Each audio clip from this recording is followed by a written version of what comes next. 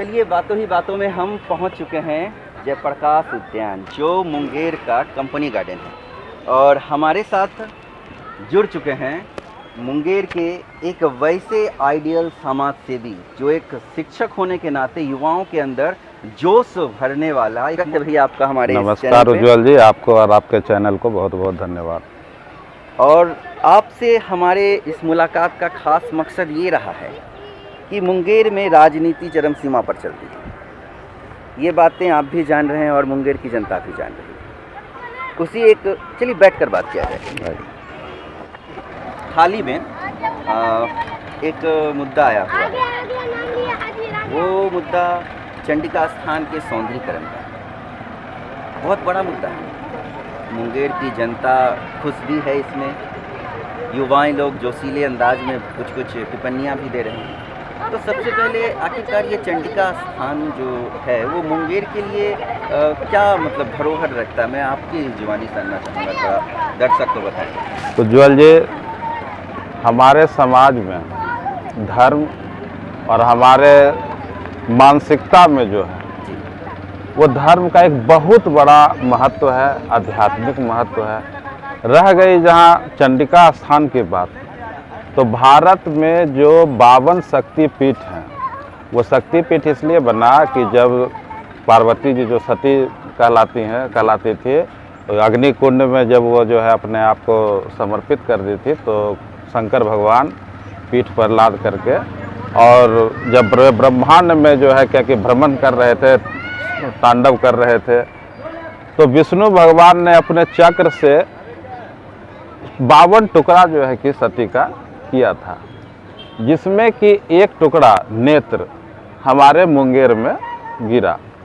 तो जिस प्रकार वैष्णव देवी का महत्व है, कामाख्या का महत्व है, उसी प्रकार से हिंदू धर्म में चंडिका स्थान का शक्तिपीठ के रूप में महत्व है, पहली बात। दूसरी बात, चंडिका स्थान की अवस्थिति को अगर देखा जाए तो हमारे मुंगेर के जो कि मोटा मोटी अगर आप नक्शा देखते हैं तो पूर्वोत्तर भाग में जो है कि वो है चंडिका स्थान मंदिर अवस्थित है। उसके पूरब साइड में भी पहले सब दाह मतलब कि दाह संस्कार किया जाता था, और पश्चिम में भी लाल दरवाजा, उधर भी जो है कि दाह संस्कार किया जाता है। तो इस हिसाब से इसका तांत्रिक महत्व बहुत ज़्यादा है। अच्छा, इस मतलब इस शक्तिपीठ तांत्रिक महत्व। अब इसमें दो तरह की बातें आ गई। पहला, जो पूर्ण रूप से समर्पित साधु संत तंत्र सिद्धि करने वाले हैं, उनके लिए भी जो है कि ये महत्वपूर्ण बात हुई। और लोक आस्था की जो बात है, उसके हिसाब से चंडिका स्थान 52 शक्तिपीठ का एक भाग है, रहता है। एक मुद्दा दौड़ रहा है। जी जी जी। मुद्दा ये है कि क्या धर्म में भी बिहार में राजनीति होती है? देखिए, धर्म और राजनीति होना चाहिए, दोनों अलग अलग विषय है, लेकिन धर्म के अनुसार राजनीति हो तो ये बहुत जो है क्या कि फायदेमंद चीज़ है। लेकिन राजनीति करने के लिए धर्म का सहारा लिया जाए तो ये विषाक्त विषय है। धर्म एक ऐसी चीज़ है जो हम में सद्विचार लाती है, जन सेवा की भावना को विकसित करती है। धर्म तो है ही पूरी जनता के कल्याण के लिए है, चाहे कोई भी धर्म हो, हिंदू मुस्लिम सिख ईसाई, कोई ऐसा नहीं कहता है कि आप किसी का नुकसान कीजिए। बंधुत्व की भावना का विकास हो, दूसरे का मदद कीजिए, ये धर्म कहता है। लेकिन अगर हम धर्म का इस्तेमाल राजनीति के रूप में करने लगे, जैसे ये मेरा धर्म, ये आपका धर्म, हम अपने धर्म के समुदाय के लोगों को अलग कर ले, मुख्य मुद्दा छूट गया, और फिर हम आपके धर्म के अनुसार आपको बाइफरकेट कर दे, वैसी स्थिति में ये राजनीति धर्म को भी गंदा करती है और उसका महत्व को भी कम करती है। और राजनीति में तो इसका खैर कुछ कहना ही नहीं है। अभी हाल ही फिलहाल में पूरे मुंगेर में हमारी टीम जब भ्रमण कर रही थी, तो एक आम जन की लोगों से चाय दुकान के पास एक चर्चा हो रहा था कि मुंगेर में जो चंडिका स्थान स्थित है, इस पर एक सौंदर्यीकरण बनने जा रहा है, इसमें पर्यटन स्थल बनाया जाएगा, आम युवा ऐसे फायदेमंद रहेंगे, वैसे रहेंगे। तो इस पर आपका क्या राय है, क्या वाकई में ऐसा संभव है? जी बिल्कुल बिल्कुल। देखिए, विकास के दो ही आधार होते हैं मेरे समझ से।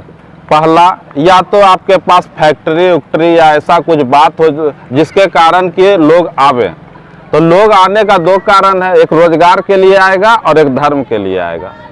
तो रोजगार के लिए आपका ये लैंड लॉक एरिया है हमारे हिसाब से, कि जो पहले बना हुआ था जमालपुर कारखाना, बंदूक फैक्ट्री, सिगरेट फैक्ट्री, इसके बाद से आपको जो है कि कुछ नहीं मिलेगा।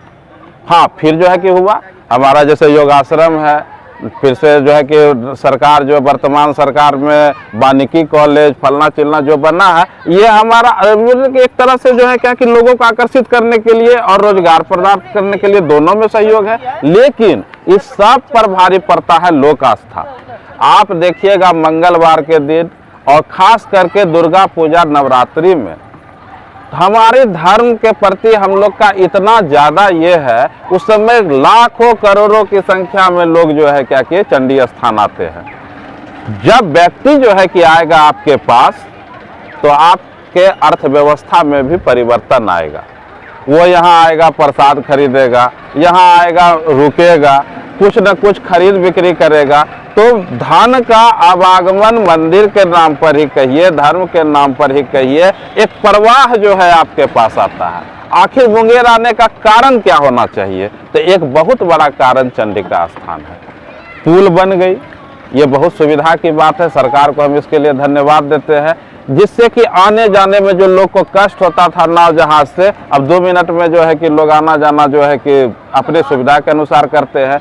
तो जब व्यक्ति आएगा तो वो अपने साथ बहुत सारे जो है कि खरीद बिक्री, रहना, होटल, आवास व्यवस्था जिसकी जैसी है, तो लोग दूर दूर से, चूंकि जो है हम बताए कामाख्या और वैष्णव देवी की तरह इसका महत्व है, तो दूर दूर से जब लोग आएंगे तो अपना कुछ न कुछ, हम ही लोग जाते हैं तो खर्च करते हैं, तो वो खर्च कहाँ होगा?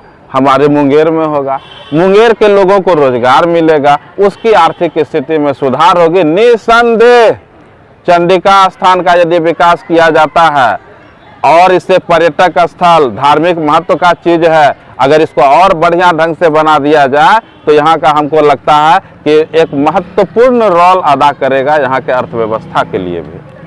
कहीं ये सब बातें अभी मैंने सुनी, एज अ पत्रकार अगर मैं आपसे एक सवाल करूँगा, अगर ये एक सपना है तो क्या वाकई में ये सपना कहना सही होगा या हकीकत भी होता है मुंगेर के धरती में कुछ कुछ काम? देखिए, दो तरह की बात है।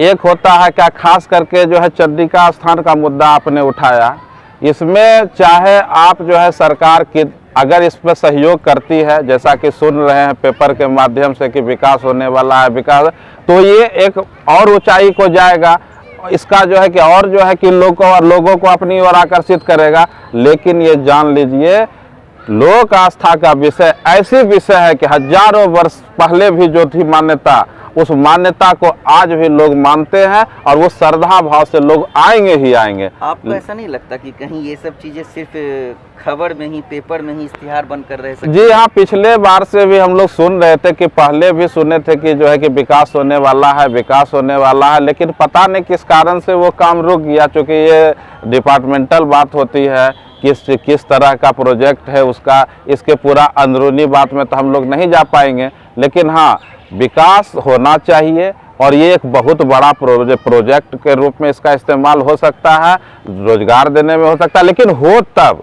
और यदि इसे सिर्फ जो है कि चुनावी मुद्दा मान के चलिएगा, तब तो फिर जो है क्या कि इस पर कुछ कहना बेकार है।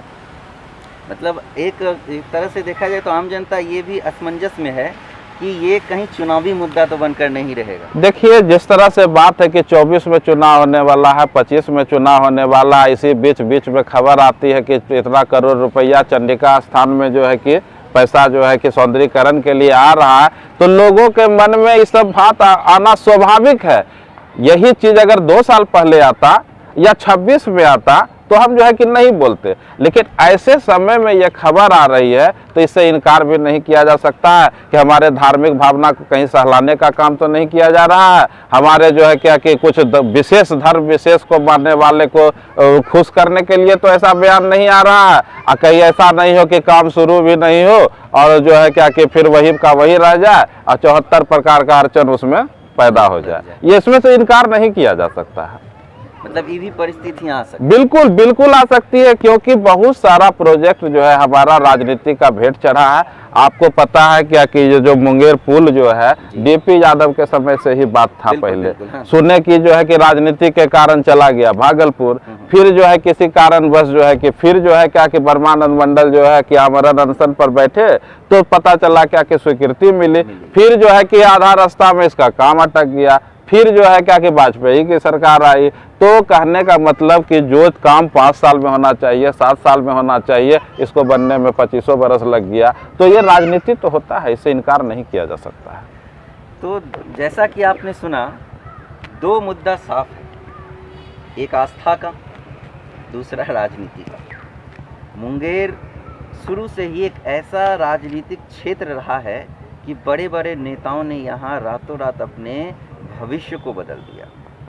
कोई रात अंधेरे में तो कोई दिन के उजाले में अपने करियर को शुरुआत भी किया और ख़त्म भी किया। आज इस मुंगेर की जनता को आखिर क्या चाहिए, युवा क्या सोच रखती है, कहीं राजनेता इस चीज़ को लेकर किसी तरह का षड्यंत्र तो नहीं कर रहे, चुनावी मुद्दा तो नहीं बना रहे। इसी सब जानकारी से आपको रूबरू करवाने आज हमारा ये प्रयास था। और मैं इस शो को पूर्ण विराम देने से पहले एक और आखिरी सवाल मैं सर से पूछना चाहूँगा कि सर, अगर वाकई में मुंगेर को इतिहास के पन्ने में आज भी, मैं भी बहुत जगह पढ़ा हूँ, यहाँ काली पहाड़ है और भीम भाम है, मतलब सारा एक ऐसा जगह है जो बहुत सारी बात ऐतिहासिक महत्व वाली चीज, सीताकुंड, ऋषिकुंड, खड़गपुर झील। उसमें क्या सिर्फ चंडिका स्थान ही पर्यटन स्थल बन सकता है? चंडिका स्थान को सबसे महत्वपूर्ण माना जा सकता है, लेकिन आप ऋषिकुंड जाइए, ऋषिकुंड का भौगोलिक वातावरण देखिए, इतना बढ़िया जो है कि सीन लगेगा जैसे आप शिमला में है। आप खड़गपुर झील जाइए, वहाँ का अगर उसको विकसित करते हैं तो वो जो है आपको जो है कि बहुत बढ़िया जो है होता है। बगल में हमारा भीम बांध है जिसको कि बहुत विकास किया भी गया है। आप आ जाइए, हमारा विश्व का प्रसिद्ध योगाश्रम है जो कि खुद डेवलप है और जो है कि इसमें जो है कि देश विदेश के लोग आते हैं। हमारा कष्टहरनी का अपना महत्व है। सीताचरण जो है क्या कि वर्षों से पता नहीं, किसी पर ध्यान नहीं जा रहा है। और ऐतिहासिक बात में मीर कासिम का सुरंग देख लीजिए, मीर कासिम का जो किला जो कि बनाया गया है, इसका अपना एक महत्व है। आप कृष्ण वाटिका से जो अंदर जो कि अगर जो सुरंग जाती है, उस सुरंग में इतनी गंदगी है कि जो अगर उसको साफ कर दिया जाए, जो इतिहास में रुचि रखने वाले लोग हैं, ऐतिहासिक धरोहर को जो है कि जानने के इच्छुक लोग हैं, वो एकदम आएंगे। और प्लस पीर पहाड़ हमारा है। रविंद्रनाथ टैगोर ने 2-4 पंक्ति जो है कि गीतांजलि का पीर पहाड़ पर जो है कि लिखा था, ऐसा मैंने जो है कि कहीं पढ़ा था। तो जो है क्या वहाँ पर 2 दिन उन्होंने प्रवास किया था। इन सब जगह को यदि डेवलप किया जाता है तो इसमें कोई दो राय नहीं है कि लोग आकर्षित होंगे और ऐतिहासिक महत्व के जानने वाले भी लोग, धार्मिक आस्था वाले भी लोग, दोनों जो है कि हमारे मुंगेर की ओर आकर्षित होंगे, जो मुंगेर के लिए बहुत ही फायदेमंद साबित होगा। जी, बहुत बहुत धन्यवाद सर आपका। आपने इस तरह की बातें रखी। बातें से साफ है कि सिर्फ चंडिका स्थान एक पर्यटन स्थल बनने के लायक नहीं, नॉमिनेशन में नहीं, बहुत सारे ऐसी मुंगेर में जगह हैं जो पर्यटन स्थल बन सकती है। महज जनता ये जानना चाहती है कि शुरुआत तो की जाए, क्योंकि मुंगेर वाकई में पर्यटन स्थलों में सबसे 1 नंबर माना जा सकता है। अगर इसकी धरोहर को आज भी 20% भी अगर राजनेता, गवर्नमेंट और आम जनता का सपोर्ट रहा तो वो जगह आज पर्यटन स्थलों में से एक माना जाएगा। इस तरह की बातें आप तक सीधे पहुंचाने के लिए हमारी प्रयास लगातार रहे। आज के लिए फ़िलहाल इतना ही। अगले मुद्दे को, इस चुनावी मुद्दे से हटकर आम जनता के लिए क्या होगा, सरकार की राजनीति क्या होगी और आम जनता क्या वाकई में पहले से परेशान है या अब होगी, इन सब बातों को जानने के लिए बने रहे हमारे साथ। तब तक के लिए नमस्कार। सही रहे, खुश रहे और स्वस्थ रहे।